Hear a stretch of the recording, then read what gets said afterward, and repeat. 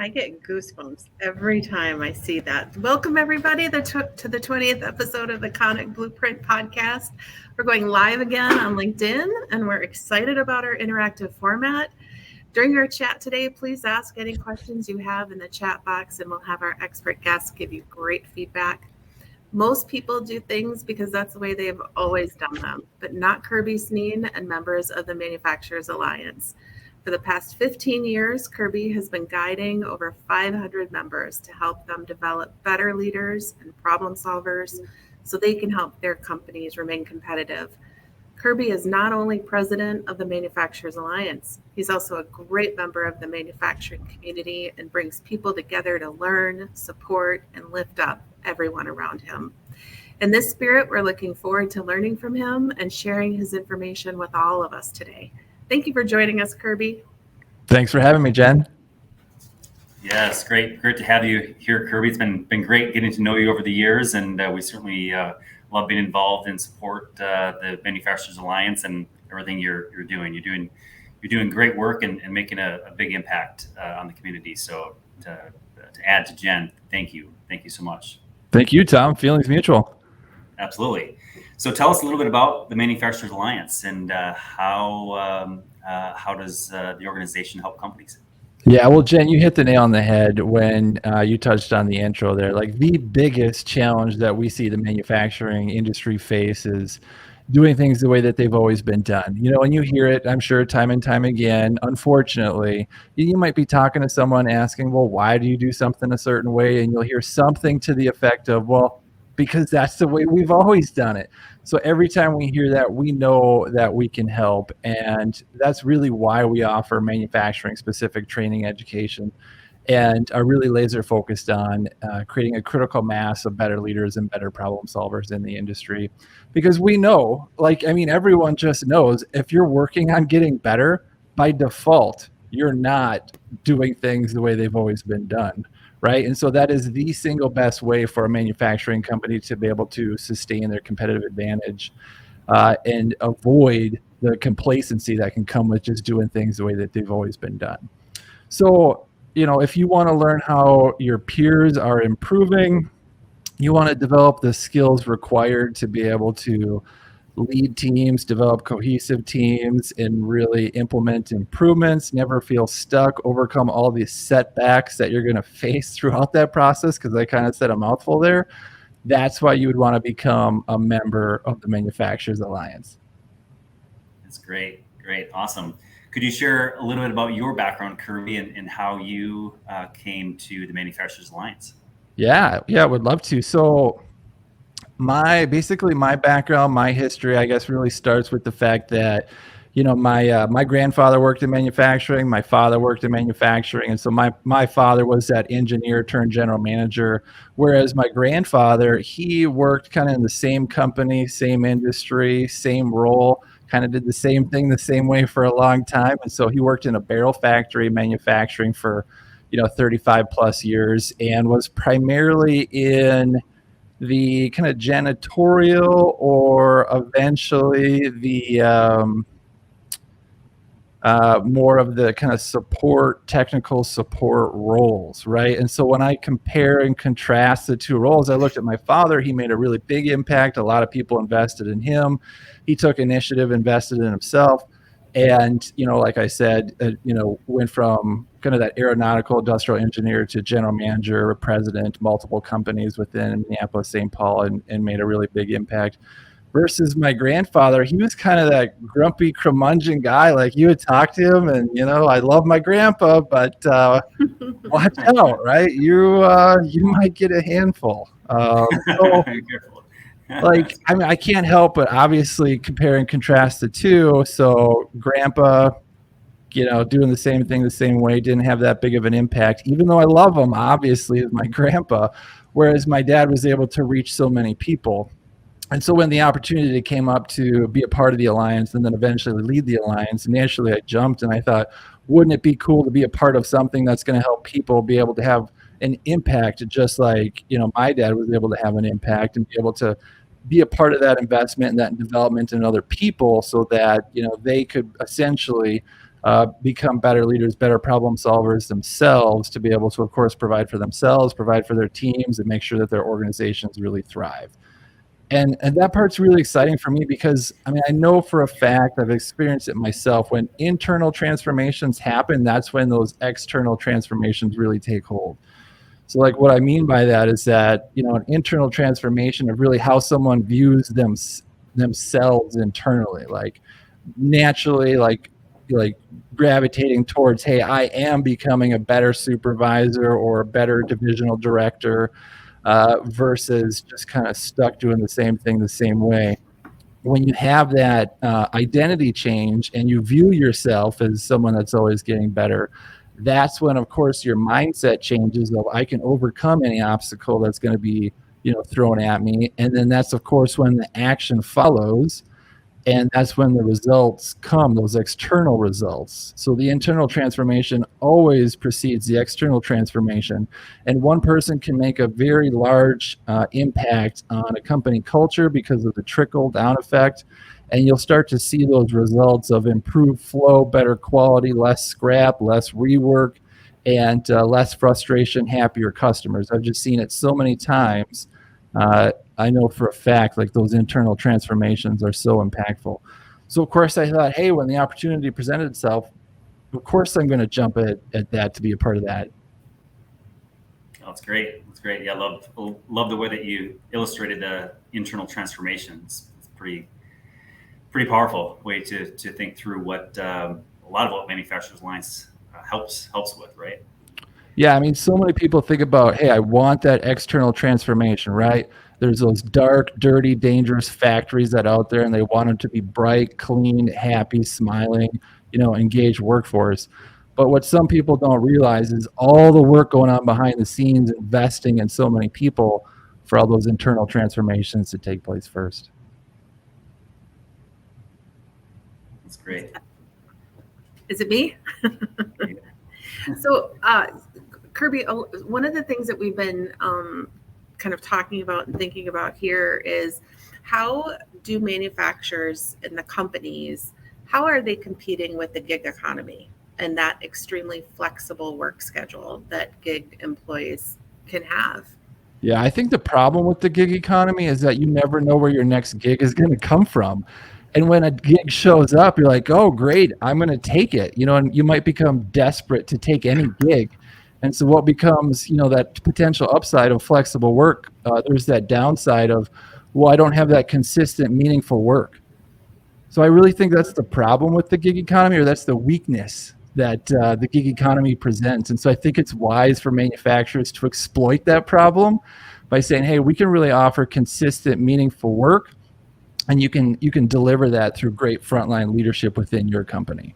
So I think consistent, meaningful work really is about the ability for, you know, individuals, a part of a team, to be able to act on the improvement ideas that they have that come to mind, and to be able to see those improvements lead to positive outcomes. I think those are the two best countermeasures, and that's the best way, I think, to be able to kind of overcome that potential concern of, hey, you know, we got to compete with the potential upside here of the gig economy.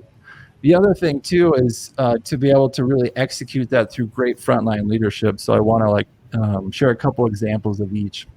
One of them comes from member company Innovise. So Innovise, great, arguably small manufacturer in St. Paul, and you know, they're not just a rotary converter, a die cutter, or a laser former. They make high precision critical wound care products that help people that have been severely burned or have cancer live better lives, right? So they have the opportunity to be able to provide meaningful work, sustainable, meaningful work. And they can really put people first within their company culture, even over profits, which of course can, you know, hurt a company in the back pocket, but you know it's a core value when you're willing to stand up for it, even when it's going to hurt you a little bit in your back pocket. So I think that's a big part of it. I think the other big part of it is to be able to really then, like I said, with continuous improvement, being able to teach people how to be able to make improvements. And Innovise does it by implementing hundreds of these quick wins and dozens of these A3 improvement projects. And the way they see it is that they're teaching people how to fish.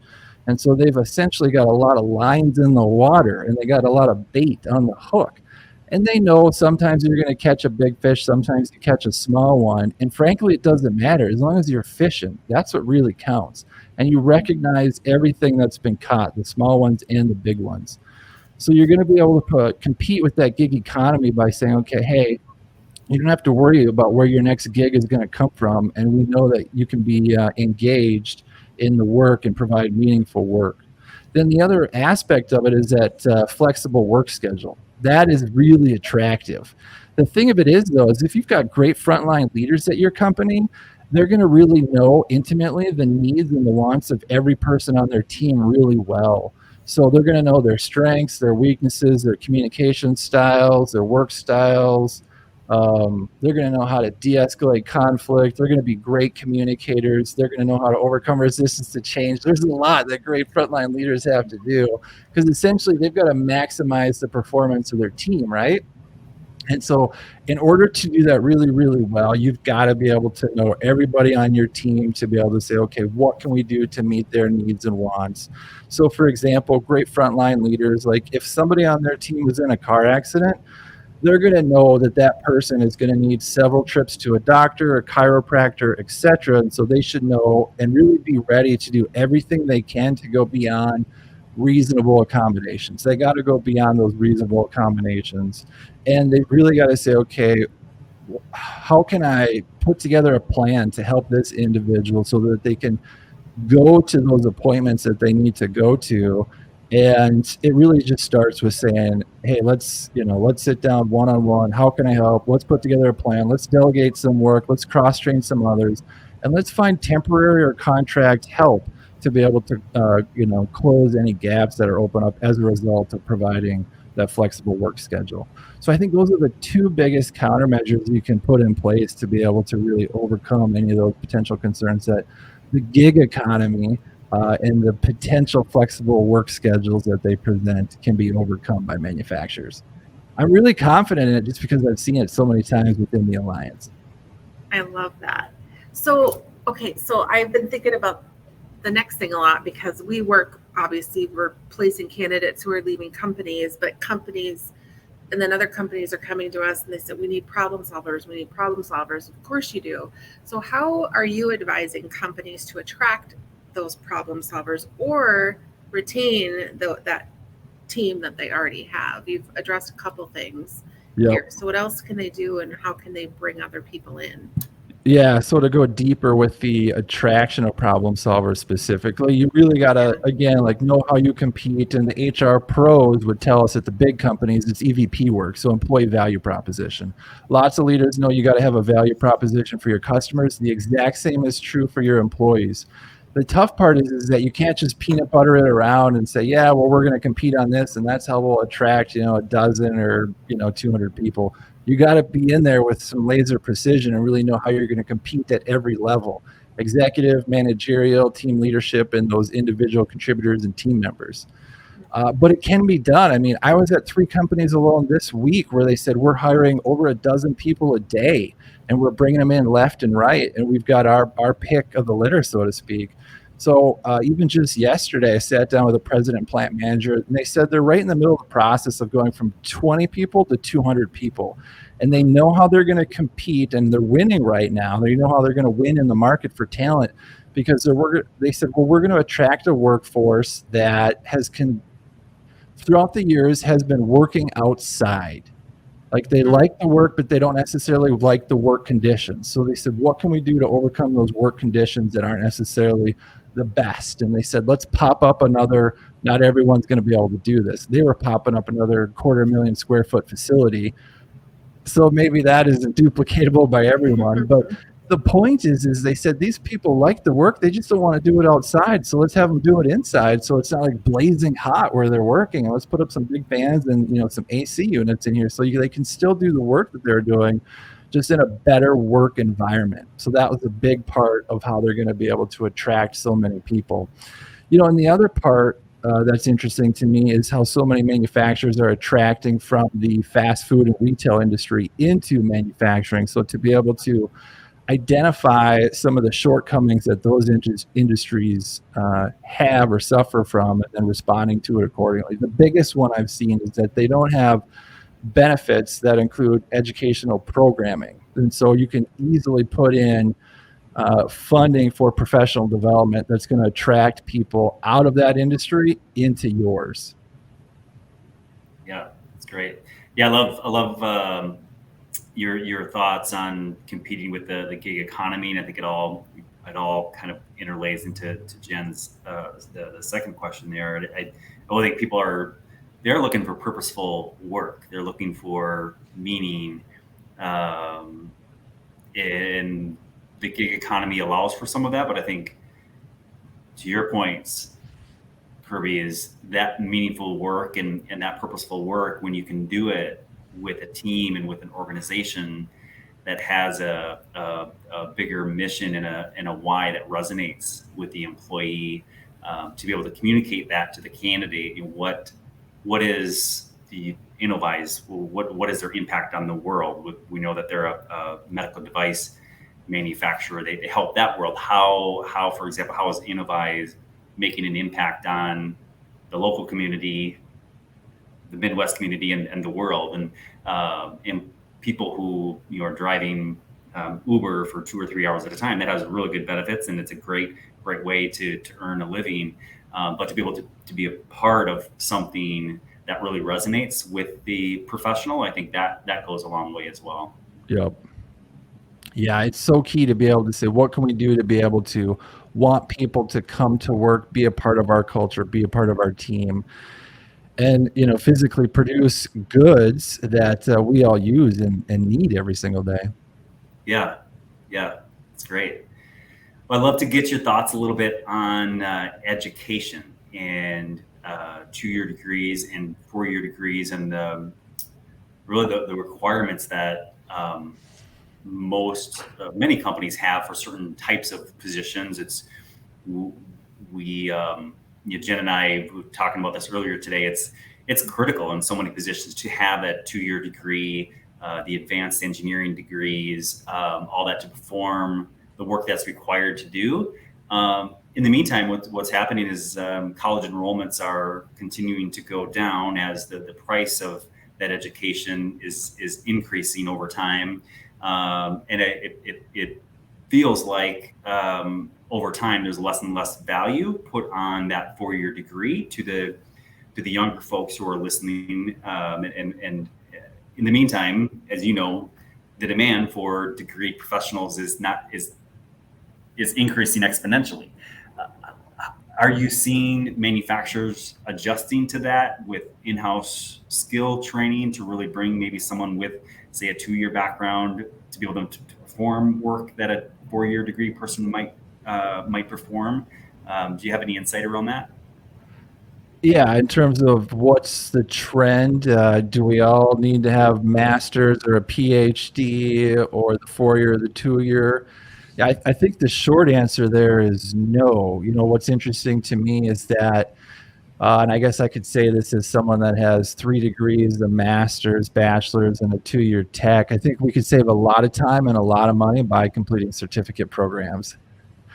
And there's a lot of fluff in a master's or in a bachelor's. There's a lot of overlap, and even nowadays, there's just a lot of political agenda. I cringe every time I think about it, because there's a lot of the political agenda from government programs that's made its way into higher education, and I think we could avoid all of it, frankly. And I think the fact that you can learn technical skills and really master technical skills doesn't require 6 years. I think you can develop engineering skills at the IEQE ME level, and you can have a really good foundation and foothold in 6 to 9 months with learning and applying what you're doing. Any operator, in my professional opinion, can turn into kind of that entry-level engineer with the right support. Any frontline leader and high potential leader on your team can transition into that next best supervisor, team lead, with the right amount of support and certificate programs to do it. whether it is, those MOOCs, those massive online communities where you can get the exact same education, you just don't have to pay for it, or you find associations like the Alliance to be able to give you the opportunity to learn from people that have been there, done that, and in most cases are still doing it. I mean, naturally, I'm biased here. Our supervision fundamentals program does that, and our lean practitioner and green belt certifications will help individuals do just that.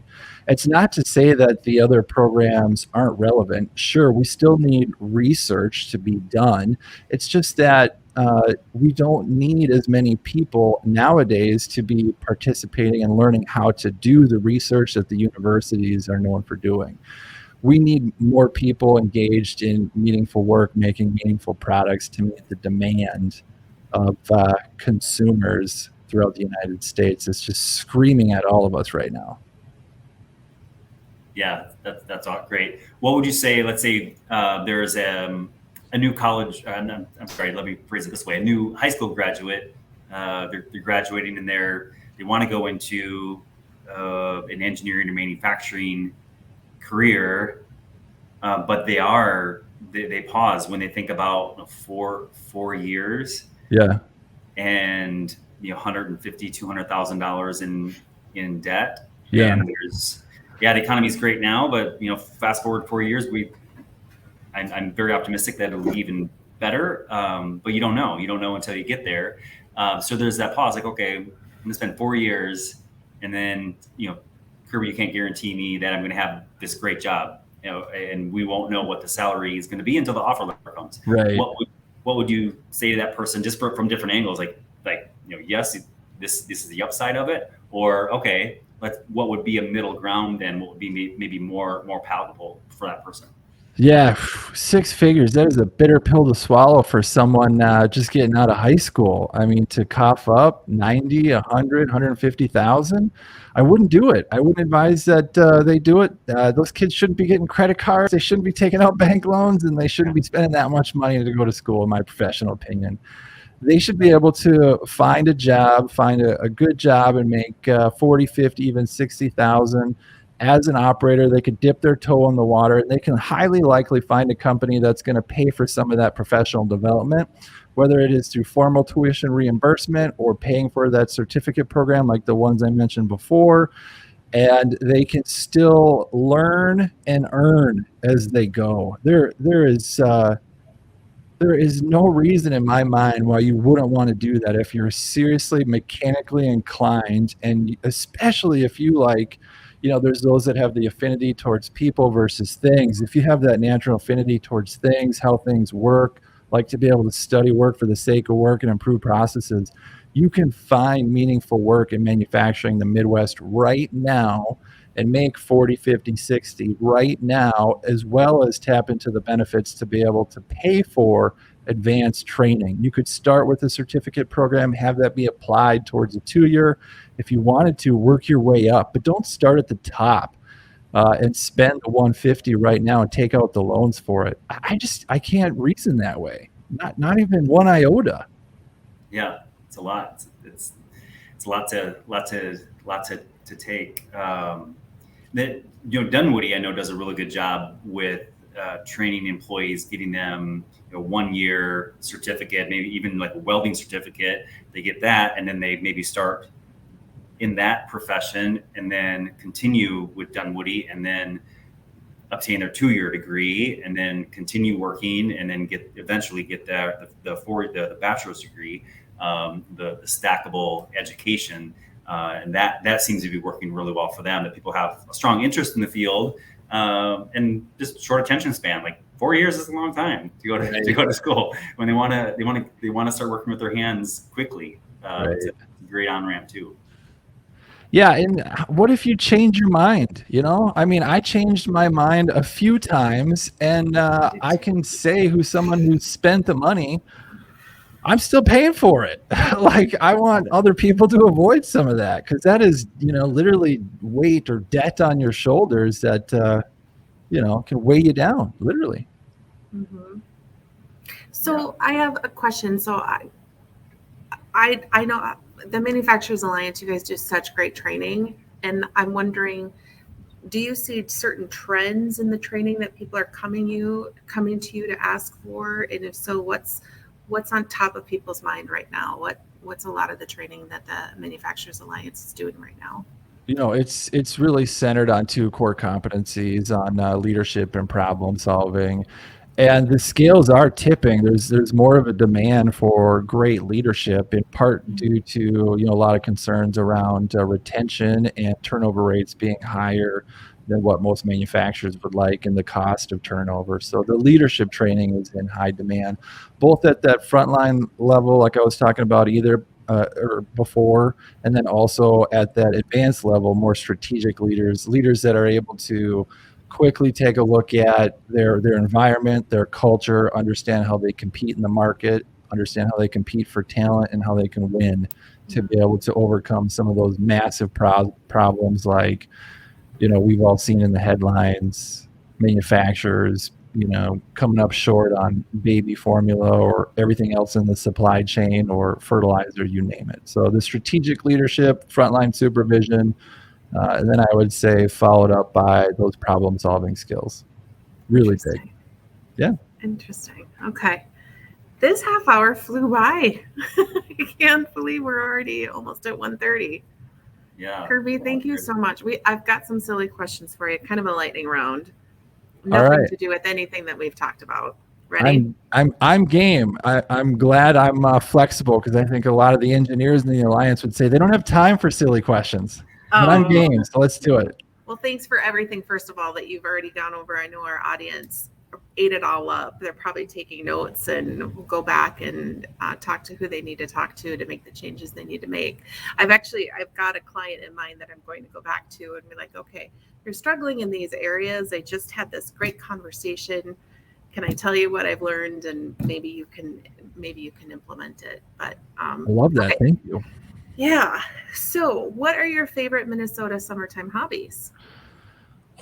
It's going on right now, landscaping. So, I mean, if I can even just get outside over the lunch hour, I'm game. So, anything from trees, shrubs, bushes, flowers. I guess the trees, though. There's these beautiful white pines that I like planting. They're so picturesque, especially in the winter when they've got like a nice coat of snow on them. But landscaping and being outside is definitely a big hobby for me.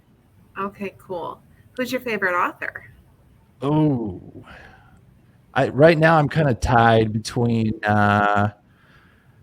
Building a Story Brand, Donald Miller, and then I would say Atomic Habits. Who was that one? James Clear. Donald Miller, really good. He took a page out of the Lean Six Sigma playbook and wrote what I would consider an A3, for communication, so that people have a framework to become better communicators. So really good there. But then Atomic Habits is really good too. A lot about change and instituting change and making it sustainable. So both are great. I'm saying it's a tie. All right. I'm writing those both down. Okay. Oh, underrated or overrated? Gen Z. Oh, underrated for sure. They've got so much potential, untapped potential. We need to wring out as much value out of that generation as absolutely possible. Perfect. I know these are supposed to be lightning round and there's not supposed to be follow-up questions, but the recruiter in me is dying right now. I have so many questions. Overrated or underrated? Pickleball.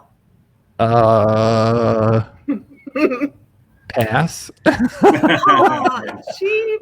Yeah. All right. Overrated or underrated? LinkedIn.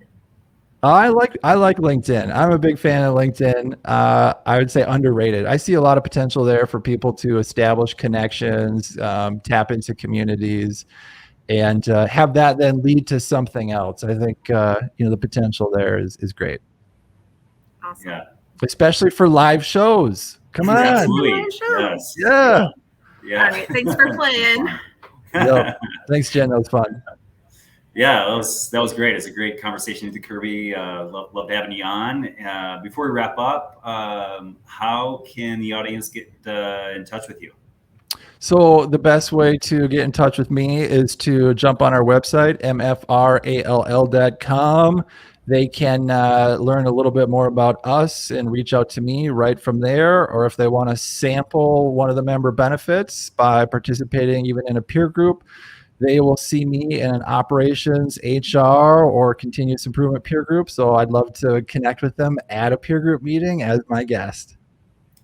Awesome. Great. Well, thanks for having us, thanks for being with us, Kirby. Yeah. I definitely appreciate everybody tuning in, and definitely keep in touch with us here on LinkedIn, and find us on conicnetwork.com. And we look forward to seeing you next month for another live. Thank you, everybody. Kirby. Thank you, Jen. Thanks, Great Kirby. to be with Thanks, you Jen. guys. Keep up the good work. Thank you. Thank you.